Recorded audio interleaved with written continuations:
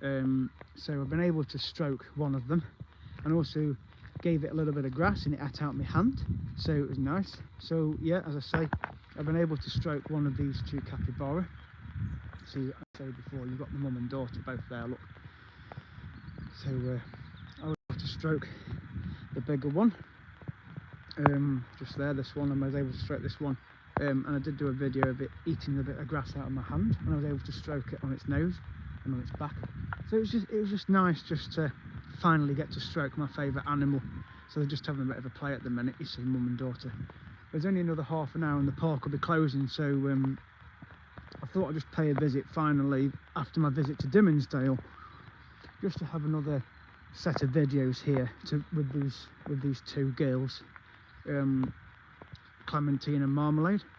But yeah, they've definitely settled in very well in this walkthrough, the Wallaby walkthrough. Again, I don't know whether they're going to get moved to another enclosure. I'm not sure whether that'll happen, but I'm sure Peak Wildlife Park will post updates online anyway. It's just nice to get close to these rodents, the world's largest rodent, and just listen to them squeaking. Look, hello, are you squeaking? Are you squeaking? All right. Oh. You see why they're related to guinea pigs, can't you? You see why they're related to guinea pigs? Because they squeak like guinea pigs. Here she comes. Hello. Hello. It's okay. It's all right. Oh, hello. I think I've made a friend now. Hello. Oh. So they're both having a bit of a squeak there. I love them. I love them so much. But yeah, so you can see that, can't you? Very closely related to guinea pigs. You heard the squeak very clearly there. I was able to stroke them, and somebody has left this gate open. Not a good idea, because they would get out. Well, they're not going to, because I'll be locking it for them. So maybe that other family that were in here just didn't shut the gate properly.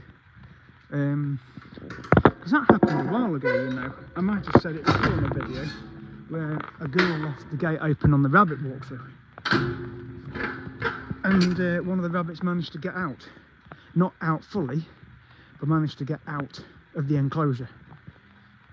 So thankfully it managed to get back in, because I managed to get the rabbit back in, but she hadn't shut the gate properly, and that gate there, second one in, wasn't closed.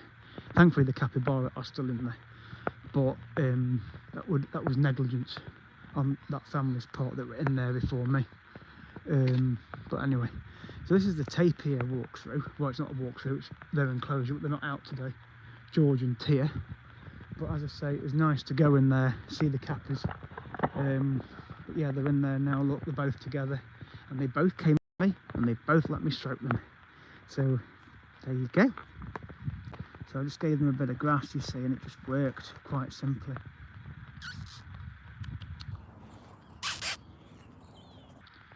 But they're warm, so they're just going to enjoy their evening in there.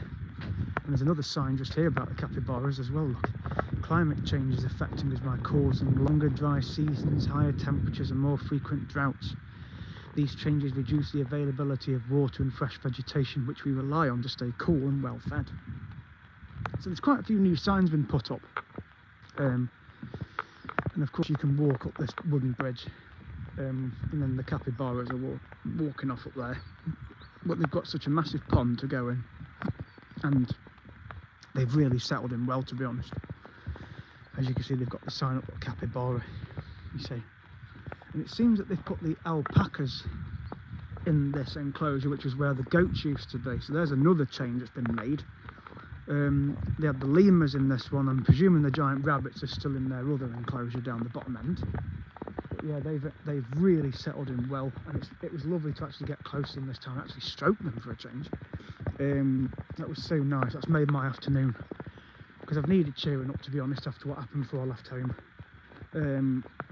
With just the negativity and things going on, I just But it's been nice to have a walk out to Dimmingsdale earlier on, and then to just pay a final trip here, because they're closing at 5, another half an hour. But yeah, they've put the alpacas in here now, look, so they've got 3 of them in here.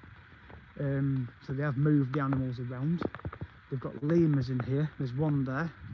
The squirrel monkeys, I think they've gone, but they've got the lemurs in here, look, there's 2 lemurs in here, so you can just see them there.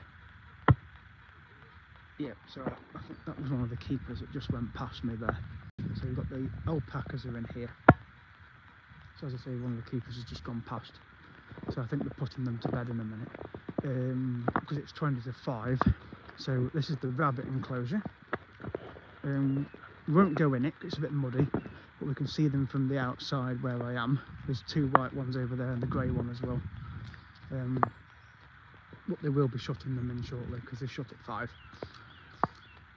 So he's probably just going in just to check on the capybaras, make sure they're okay.